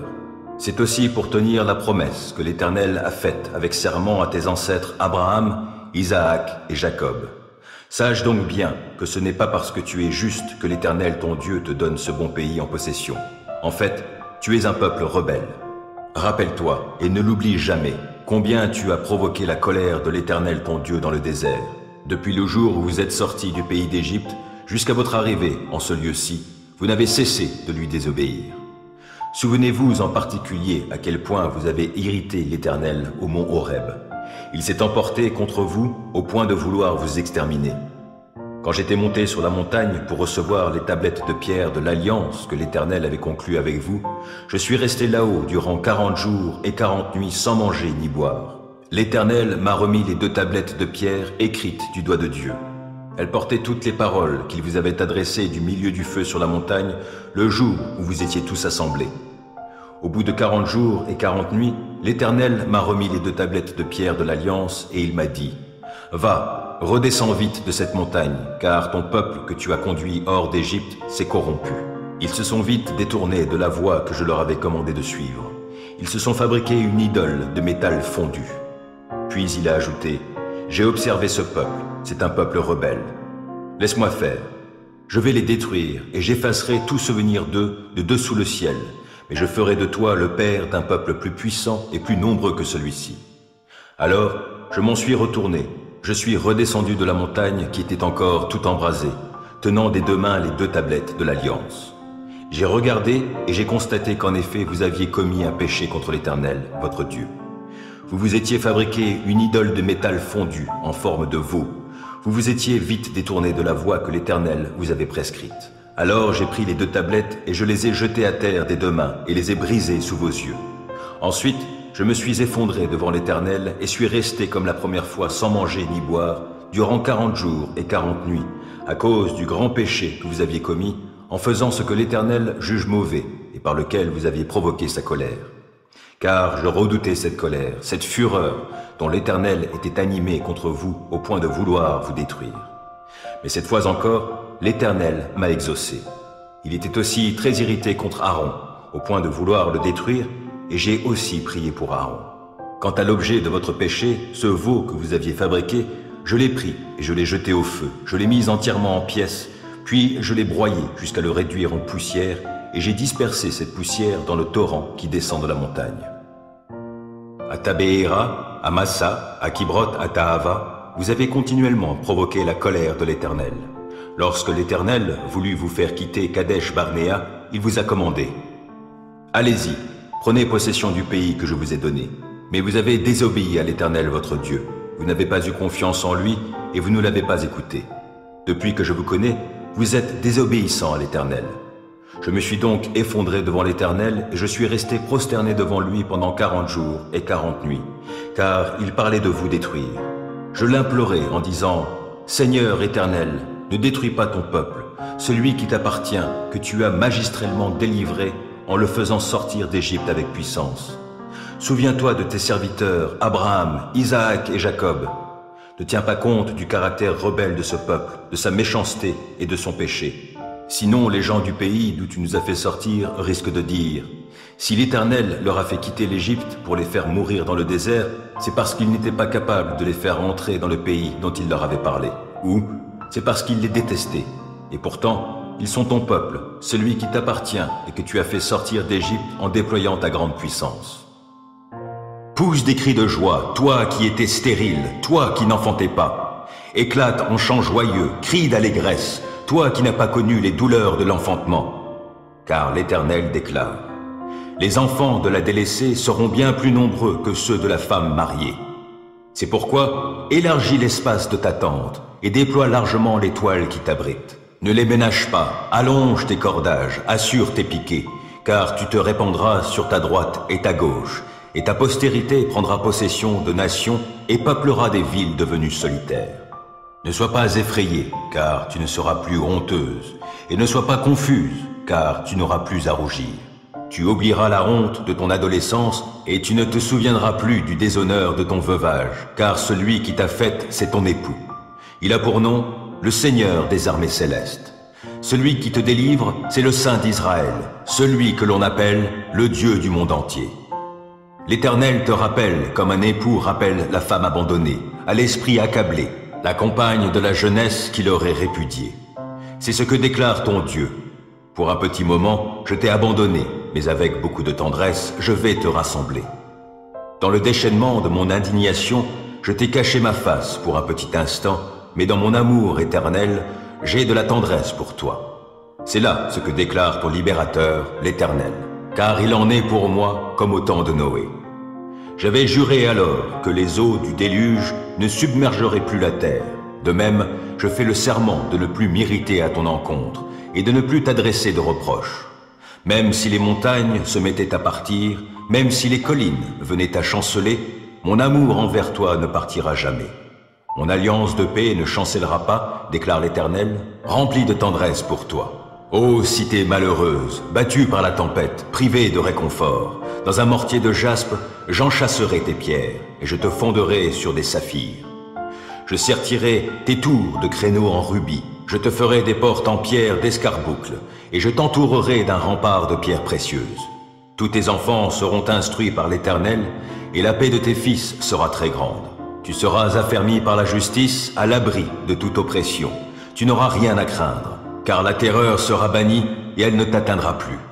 Si l'on s'attroupe contre toi, je n'y serai pour rien, et ceux qui s'attrouperaient contre toi tomberont devant toi. Moi, j'ai créé le forgeron qui attise les braises, et en retire une arme façonnée pour l'usage auquel il la destine. Et j'ai aussi créé le destructeur pour la dévastation. Toute arme fabriquée pour te faire du mal n'atteindra pas son but, et tu pourras confondre tous tes accusateurs en jugement, car tel est l'apanage des serviteurs de l'Éternel, et c'est ainsi que je leur fais justice, l'Éternel le déclare. Quand le sabbat fut passé, Marie de Magdala, Marie mère de Jacques et Salomé achetèrent des huiles aromatiques pour aller embaumer le corps de Jésus. Il était encore très tôt le dimanche matin, lorsqu'elles arrivèrent au tombeau. Le soleil se levait. En chemin, elles s'étaient demandé les unes aux autres « Qui nous roulera la pierre qui ferme l'entrée du tombeau ?» Or, en levant les yeux, elles s'aperçurent que la pierre avait été roulée sur le côté et c'était un bloc énorme. Elles pénétrèrent dans le caveau et virent, assis du côté droit, un jeune homme vêtu d'une robe blanche. Elles furent saisies de frayeur. Mais le jeune homme leur dit « N'ayez pas peur. Vous cherchez Jésus de Nazareth, celui qui a été crucifié? Il est ressuscité. Il n'est plus ici. Voyez l'endroit où on l'avait déposé. Et maintenant, allez annoncer à ses disciples et aussi à Pierre qu'il vous précède en Galilée. C'est là que vous le verrez, comme il vous l'a dit. » Elles se précipitèrent hors du tombeau et s'enfuirent, toutes tremblantes et bouleversées. Elles ne dirent rien à personne, tant elles étaient effrayées. Jésus, étant ressuscité le dimanche matin, apparut d'abord à Marie de Magdala dont il avait chassé 7 démons. Celle-ci alla porter la nouvelle à ceux qui avaient accompagné Jésus. Ils étaient plongés dans la tristesse et en larmes. Mais eux, en l'entendant dire qu'il était vivant et qu'il lui était apparu, ne la crurent pas. Après cela, alors que 2 d'entre eux faisaient route pour se rendre à la campagne, il leur apparut sous un autre aspect. Ils revinrent à Jérusalem et annoncèrent la nouvelle aux autres. Mais ils ne les crurent pas, eux non plus. Plus tard, il se montra aux 11 pendant qu'ils étaient à table. Il leur reprocha leur incrédulité et leur aveuglement parce qu'ils n'avaient pas cru ceux qu'il avait vus ressusciter. Et il leur dit, « Allez dans le monde entier, proclamez l'Évangile à tous les hommes. Celui qui croira et sera baptisé sera sauvé, mais celui qui ne croira pas sera condamné. Voici les signes miraculeux qui accompagneront ceux qui auront cru. En mon nom, ils chasseront des démons, ils parleront des langues nouvelles, ils saisiront des serpents venimeux, ou s'il leur arrive de boire un poison mortel, cela ne leur causera aucun mal. Ils imposeront les mains à des malades, et ceux-ci seront guéris. » Après leur avoir ainsi parlé, le Seigneur Jésus fut enlevé au ciel et s'assit à la droite de Dieu. Quant à eux, ils s'en allèrent proclamer la parole de Dieu en tout lieu. Le Seigneur travaillait avec eux et confirmait leur prédication par les signes miraculeux qui l'accompagnaient. Ô mon Dieu, sauve-moi. J'ai de l'eau jusqu'au cou. Dans une boue profonde, je m'enlise, sans point d'appui. Me voici descendu au plus profond des eaux. Un fort courant m'emporte. Je m'épuise à crier, mon gosier est brûlant. Mes yeux se sont usés à attendre mon Dieu. Car ceux qui me haïssent sans la moindre raison ont dépassé le nombre des cheveux de ma tête. Ils sont puissants, mes ennemis menteurs, qui veulent me détruire. Je dois restituer ce que je n'ai pas extorqué. Ô Dieu, tu sais comme j'ai été insensé, et mes actes coupables ne te sont pas cachés. Qu'ils ne soient pas dans la honte à cause de moi, ceux qui ont mis leur espérance en toi. Ô Éternel, ô Seigneur des armées célestes, que ceux qui se tournent vers toi ne soient pas à cause de moi remplis de confusion, Dieu d'Israël. Car c'est pour toi que je porte l'opprobre et que la confusion me couvre le visage. Me voilà devenu étranger pour mes frères et comme un inconnu pour les fils de ma mère. L'amour que j'ai pour ta maison est en moi comme un feu qui me consume, et les insultes des hommes qui t'insultent sont retombées sur moi. Quand je pleure et je jeûne, je reçois des insultes. Je me revêts d'une toile de sac et je deviens pour eux un objet de risée. Les gens qui sont assis sur la place publique aux portes de la ville et les buveurs d'alcool font de moi leur chanson. Quant à moi, je t'exprime ma prière. Ô Éternel, n'est-ce pas le moment de montrer ta faveur? Exauce-moi, ô Dieu, dans ton immense amour et sauve-moi dans ta fidélité. Tire-moi de la boue, que je n'enfonce pas. Viens donc me délivrer de ceux qui me haïssent et des profondes eaux. Que je ne sois pas emporté par le fort courant d'eau et que l'abîme ne m'engloutisse pas. Que le gouffre béant ne se referme pas sur moi. Réponds-moi, Éternel, ton amour est si bon. Dans ta grande compassion, occupe-toi de moi. Ne te détourne plus de moi, ton serviteur. Je suis dans la détresse, réponds-moi sans tarder. Approche-toi de moi, viens me sauver la vie. Oui, viens me libérer, car j'ai des ennemis. Toi, tu sais comme je subis l'opprobre, quelle est ma honte et mon ignominie. Ils sont là, devant toi, tous mes persécuteurs. L'opprobre me brise le cœur, je ne m'en remets pas. J'espère un geste de sympathie en ma faveur, mais mon attente est vaine. Quelqu'un qui me console, mais je n'en trouve pas. Ils ont mis du poison dans le pain que je mange. Pour étancher ma soif, ils m'offrent du vinaigre. Que leur banquet devienne un piège devant eux. Que leur tranquillité soit comme un traquenard. Que leurs yeux s'obscurcissent au point de ne plus voir. Fais-leur courber le dos continuellement. Que ton indignation se déverse sur eux. Que ta colère ardente les atteigne. Que les lieux où ils campent soient dévastés. Que leur demeure soit privée d'habitants. Ils se sont acharnés sur celui que tu as frappé. Ils se sont répandus en commérage sur les malheurs de ceux que tu avais blessés. Charge-les donc de tous leurs crimes, et qu'ils ne soient pas mis au bénéfice de ta justice. Que leur nom soit rayé du livre des vivants, qu'ils ne soient pas inscrits parmi les justes. Je suis affligé et je souffre, mais ton secours, ô Dieu, me mettra à l'abri. Alors je te louerai, ô Dieu, dans mes cantiques, je dirai ta grandeur avec reconnaissance. Voilà, ô Éternel, qui te plaît plus qu'un bœuf ou qu'un taureau ayant sabots et cornes. Ô vous les affligés, voyez, réjouissez-vous. Oui, vous qui vous tournez vers Dieu, que votre cœur soit vivifié, car l'Éternel entend les cris des défavorisés. Il ne méprise pas ceux qui lui appartiennent quand ils sont en prison. Que le ciel et la terre entonnent ses louanges, et que les mers l'acclament avec tout être qui s'y meut. Car Dieu viendra sauver la ville de Sion, et il rebâtira les cités de Juda. On y habitera, aura, on les possédera. Quant à la descendance des serviteurs de l'Éternel, elle en héritera, et ceux qui l'aiment y feront leur demeure. Vraiment, est-ce en vous taisant que vous rendez la justice? Jugez-vous les hommes en toute droiture? Non, vous commettez sciemment l'injustice. Vous propagez sur la terre la violence de vos mains. Dès le ventre maternel, les méchants s'écartent du chemin. Depuis leur naissance, les menteurs s'égarent. Ils sont venimeux comme des serpents. Ils se bouchent les oreilles comme la vipère sourde qui n'écoute pas la voix des charmeurs et de l'enchanteur expert dans son art. Ô Dieu, brise-leur les dents dans la bouche. Éternel, arrache les crocs de ces lions. Que ces gens-là disparaissent comme les eaux qui s'écoulent. Rends leurs flèches sans effet quand ils tirent de leur arc. Qu'ils périssent comme la limace qui fond tout en se mouvant. Comme les enfants morts-nés qu'ils ne voient pas le soleil. Et avant que leurs épines ne deviennent des buissons, qu'elles soient vertes ou sèches, qu'un tourbillon les emporte. Pour le juste, quelle joie de voir les méchants punis. Dans leur sang, il se lavera les pieds. Et les hommes pourront dire, oui, ceux qui sont justes trouvent une récompense. Il y a un Dieu qui exerce la justice sur la terre.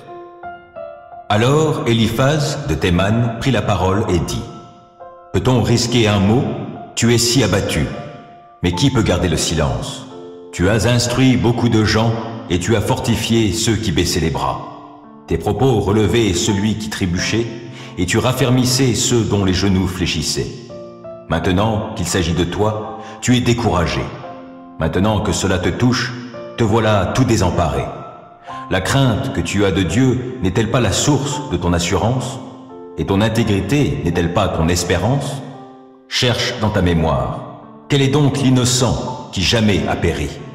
Où sont les hommes droits qui ont été anéantis?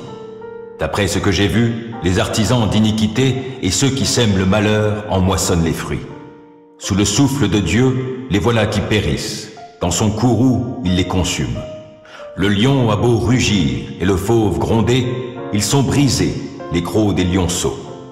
Le lion périt faute de proie, les petits de la lionne sont dispersés. Un oracle furtif s'est glissé jusqu'à moi, et mon oreille en a saisi le murmure léger. Pendant les visions de la nuit, au milieu d'un flot de pensées, à l'heure où un profond sommeil s'empare des humains, un frisson d'épouvante a parcouru mon corps, tous mes os en tremblèrent. Un esprit effleura ma face, hérissant les poils sur ma peau. Il se tenait debout. Je ne pus reconnaître à quoi il ressemblait, mais cette apparition resta devant mes yeux. J'entendis une voix qui murmurait tout doucement. Un humain serait-il plus juste que son Créateur? Un homme peut-il être plus pur que Dieu? Si en ses propres serviteurs Dieu ne peut se fier, et si même en ses anges il trouve des défauts, à plus forte raison il ne peut se fier aux pauvres créatures habitant dans des corps d'argile, qui ne sont que poussière et qu'on peut écraser comme des vermisseaux. Entre le matin et le soir, ils sont réduits en poudre. Sans qu'on y prenne garde, les voilà qui périssent. Les cordes qui tenaient leur tente sont soudain arrachées, et c'est ainsi qu'ils meurent sans avoir acquis la sagesse. Une femme pleine de sagesse construit sa maison, mais celle qui est insensée la renverse de ses propres mains. Qui craint l'Éternel se conduit avec droiture, qui le méprise emprunte des voies perverses. C'est par ses propres paroles que le sot est puni de son orgueil, mais les paroles des sages sont leur sauvegarde. Là où il n'y a pas de bétail, la mangeoire reste nette, mais la vigueur des bœufs assure d'abondants revenus. Un témoin honnête ne ment pas, mais le faux témoin profère des mensonges. Le moqueur a beau chercher la sagesse, elle lui échappe, alors que la connaissance est facilement à la portée de l'homme de bon sens. Éloigne-toi de l'insensé, car il n'a aucun savoir à te communiquer. La sagesse de l'homme réfléchi lui fait discerner sa voie, mais la folie des insensés les égare. Réparer un tort, les insensés s'en moquent, mais entre gens droits, la bonne volonté l'emporte. Le cœur connaît son propre chagrin, et personne ne peut partager sa joie. La maison des méchants sera détruite, mais la demeure des gens droits sera florissante. Bien des hommes pensent être sur le bon chemin, et pourtant, ils se trouvent sur une voie qui, finalement, mène à la mort. Le rire peut masquer la tristesse du cœur, et la gaieté peut finir en chagrin. L'homme au cœur perfide sera gavé des fruits de sa conduite, mais l'homme de bien jouira des fruits de la sienne. L'inexpérimenté croit tout ce qu'on lui dit, mais l'homme réfléchi avance avec prudence. Le sage craint le mal et s'en écarte, mais l'insensé, sûr de lui, s'emporte. L'homme coléreux fait des sottises. Qui a de mauvais desseins s'attire la haine. La folie, voilà ce qu'héritent ceux qui manquent d'expérience, mais la connaissance est la couronne des gens réfléchis. Les méchants auront à baisser la tête devant ceux qui sont bons, et les hommes mauvais à la porte des justes. Personne n'aime le pauvre, même pas son compagnon, mais le riche a beaucoup d'amis. Qui méprise son prochain commet une faute, mais heureux celui qui a compassion des affligés. Ceux qui manigancent le mal font fausse route, mais ceux qui projettent le bien trouvent l'amour véritable. À tout travail, il y a du profit, mais le bavardage mène au dénuement. La richesse des sages est leur couronne, mais la folie des insensés reste de la folie. Un témoin véridique sauve des vies, et qui profère des mensonges est un trompeur. Celui qui craint l'Éternel possède une solide assurance, et il sera un refuge pour ses enfants. La crainte de l'Éternel est une source de vie, elle fait éviter les pièges de la mort. La gloire d'un roi dépend du nombre de ses sujets, et la dépopulation ruine le prince.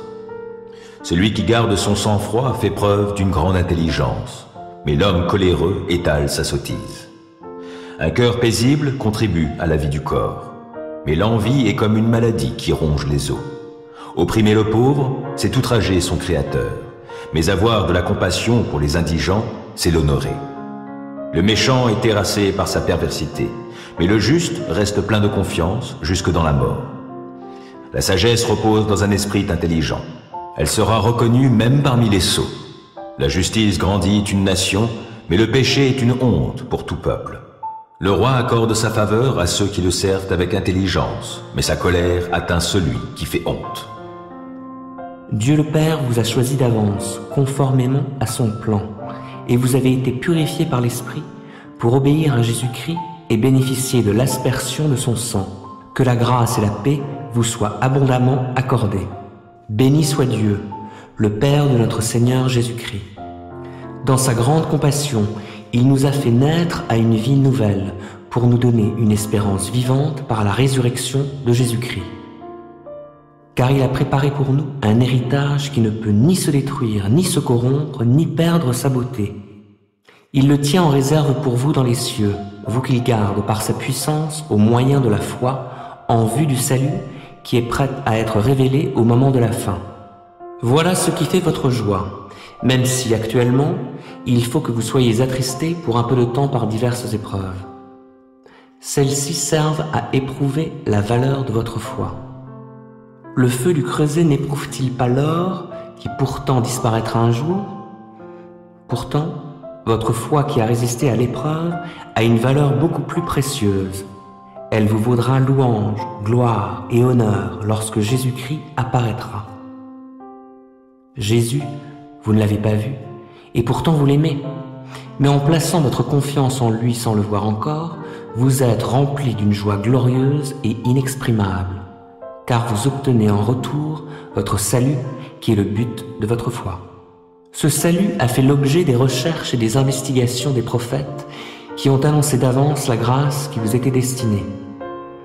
Ils cherchaient à découvrir à quelle époque et à quels événements se rapportaient les indications données par l'Esprit de Christ. Cet Esprit était en eux et annonçait à l'avance les souffrances du Messie et la gloire dont elles seraient suivies. Il leur fut révélé que le message dont ils étaient chargés n'était pas pour eux, mais pour vous. Et ce message vous a été communiqué maintenant par ceux qui vous ont annoncé la bonne nouvelle, sous l'action de l'Esprit Saint envoyé du ciel. Les anges eux-mêmes ne se lassent pas de le découvrir. C'est pourquoi, tenez votre esprit en éveil et faites preuve de modération. Mettez toute votre espérance dans la grâce qui vous sera accordée le jour où Jésus-Christ apparaîtra. Comme des enfants obéissants, ne vous laissez plus diriger par les passions qui vous gouvernaient autrefois, au temps de votre ignorance. Au contraire, tout comme celui qui vous a appelé est saint, soyez saints dans tout votre comportement. Car voici ce que Dieu dit dans l'Écriture. Soyez saints, car je suis saint. Dans vos prières, Vous appelez Père celui qui juge impartialement tout homme selon ses actes. Par conséquent, pendant tout le temps de votre séjour en ce monde, que la crainte de Dieu inspire votre conduite. Vous avez été libérés de cette manière futile de vivre que vous ont transmise vos ancêtres et vous savez à quel prix. Ce n'est pas par des biens périssables comme l'argent et l'or. Non, il a fallu que Christ, tel un agneau pur et sans défaut, verse son sang précieux en sacrifice pour vous. Dès avant la création du monde, Dieu l'avait choisi pour cela. Et il a paru, dans ces temps qui sont les derniers, pour agir en votre faveur. Par lui, vous croyez en Dieu, qu'il a ressuscité et lui a donné la gloire. Ainsi votre foi et votre espérance sont tournées vers Dieu. Par votre obéissance à la vérité, vous avez purifié votre être, afin d'aimer sincèrement vos frères et sœurs. Aimez-vous donc ardemment, les uns les autres de tout votre cœur, car vous êtes nés à une vie nouvelle, non d'un homme mortel, mais d'une semence immortelle, la parole vivante et éternelle de Dieu. En effet, il est écrit, « Tout homme est pareil à l'herbe, et toute sa gloire comme la fleur des champs. L'herbe se dessèche et sa fleur tombe, mais la parole du Seigneur subsiste éternellement. » Or, cette parole, c'est l'Évangile qui vous a été annoncé. Puis le roi David dit à toute l'assemblée, « Mon fils Salomon, le seul que Dieu ait choisi, est jeune et inexpérimenté, alors que l'ouvrage est immense, car ce n'est pas pour un homme qu'il s'agit de construire un palais, mais bien pour l'Éternel Dieu. Quant à moi, j'ai consacré tous mes efforts à préparer pour le temple de mon Dieu de l'or, de l'argent, du bronze, du fer et du bois, pour tout ce qui est à fabriquer avec ces divers matériaux. J'ai préparé aussi des pierres d'onyx et des pierres à enchâsser, des pierres brillantes et de diverses couleurs, toutes sortes de pierres précieuses et des blocs de marbre blanc en abondance. De plus, par amour pour le temple de Dieu, je donne pour sa construction des biens précieux en or et en argent que je possède personnellement, en plus de tout ce que j'ai préparé pour le sanctuaire. Il y a dans mes réserves 100 tonnes d'or pur d'Ophir et 250 tonnes d'argent affiné pour recouvrir les parois des bâtiments. Cet or et cet argent sont destinés à la confection de tout ce qui doit être en or et en argent, ainsi qu'à tous les travaux que les artisans auront à exécuter. À présent, qui d'entre vous est prêt à donner volontairement et de façon généreuse pour l'Éternel? Alors les chefs des groupes familiaux et des tribus d'Israël, les chefs des milliers et des centaines, et les responsables des affaires du roi offrirent des dons volontaires. Ils remirent spontanément pour le temple de Dieu 170 tonnes d'or, 10 000 pièces d'or, plus de 300 tonnes d'argent, quelques 600 tonnes de bronze et plus de 3000 tonnes de fer. Ceux qui possédaient des pierres précieuses les confièrent à Yehiel, le Guershonite, pour le trésor du temple de l'Éternel. Le peuple se réjouit de ces dons volontaires, car c'était d'un cœur sans partage qu'il les avait faits à l'Éternel. Le roi David en éprouva lui aussi une très grande joie. David bénit l'Éternel devant toute l'assemblée en disant, « Béni sois-tu à tout jamais, ô Éternel, Dieu de notre ancêtre Israël. À toi, Éternel, appartiennent la grandeur, la puissance et la magnificence, et la gloire et la majesté. Car tout ce qui est dans le ciel et sur la terre est à toi, Éternel. C'est à toi qu'appartient le règne, tu es le souverain au-dessus de tout être. Et c'est de toi que viennent la richesse et la gloire. Tu domines sur tout, et dans ta main réside la force et la puissance. Tu détiens le pouvoir d'élever qui tu veux et de le rendre fort. C'est pourquoi, notre Dieu, nous te louons, nous célébrons ta gloire. Car qui donc suis-je et qui donc est mon peuple pour avoir les moyens de t'offrir de tels dons? Tout cela vient de toi, et c'est de ta main même que nous avons reçu ce que nous te donnons. Nous sommes devant toi comme des étrangers, des hôtes, tout comme nos ancêtres. Notre vie sur la terre est aussi éphémère qu'une ombre passagère qui passe sans espoir. Éternel, notre Dieu, c'est de ta main que vient toute cette fortune que nous venons de réunir pour te bâtir un temple qui portera ton nom, toi qui es saint. Tout cela t'appartient. Je le sais, ô mon Dieu, tu sondes notre cœur et tu as du plaisir lorsque quelqu'un est droit. Eh bien, c'est d'un cœur droit que je t'ai apporté tous ces dons volontaires. Et j'ai vu avec joie ton peuple ici présent t'apporter ces dons volontaires. Ô Éternel, Dieu d'Abraham, d'Isaac et d'Israël, nos pères, conserve pour toujours dans le cœur de ton peuple ses dispositions, ses pensées, et maintiens fermement leur cœur tourné vers toi. À mon fils Salomon, donne un cœur sans partage, afin qu'il obéisse à tes commandements, tes ordonnances et tes lois, et les applique tous, et qu'il bâtisse le palais en vue duquel j'ai fait tous ces préparatifs. Là-dessus, David dit à toute l'assemblée, « Bénissez l'Éternel, votre Dieu. » Alors toute l'assemblée loua l'Éternel, le Dieu de ses ancêtres. Ils s'inclinèrent et se prosternèrent devant l'Éternel et devant le roi. Le lendemain, ils offrirent des sacrifices et des holocaustes à l'Éternel. 1000 taureaux, 1000 béliers et 1000 agneaux, accompagnés des offrandes de vin requises. Et ils offrirent un grand nombre de sacrifices pour tout Israël. Ils mangèrent et burent ce jour-là devant l'Éternel dans de grandes réjouissances. Pour la seconde fois, ils proclamèrent roi Salomon, fils de David, et lui conférèrent l'onction au nom de l'Éternel pour être leur chef. Ils établirent aussi par l'onction Tsadok comme prêtre. Salomon prit place sur le trône de l'Éternel pour régner à la place de son père David. Il l'occupa avec succès et tout Israël lui obéit. Tous les chefs et les soldats et même tous les fils du roi David se soumirent à lui. L'Éternel éleva au plus haut point le prestige de Salomon aux yeux de tout Israël, et il rendit son règne plus éclatant que celui de tous ses prédécesseurs comme roi sur Israël. David, fils d'Isaïe, avait régné sur tout Israël. Il avait régné 40 ans sur Israël, 7 ans à Hébron et 33 ans à Jérusalem. Et il mourut au terme d'une heureuse vieillesse, rassasié de jours, de richesses et de gloire. Son fils Salomon lui succéda sur le trône. Les faits et gestes du roi David, des premiers aux derniers, sont cités dans les annales du prophète Samuel, dans les annales du prophète Nathan et dans les annales du prophète Gad. On y raconte tout son règne, sa puissance et tout ce qui lui est arrivé, ainsi qu'à Israël et à tous les royaumes de la région. Que la grâce et la paix vous soient accordées par Dieu, notre Père, et par le Seigneur Jésus-Christ. Béni soit Dieu, le Père de notre Seigneur Jésus-Christ, le Père qui est plein de bonté, le Dieu qui réconforte dans toutes les situations.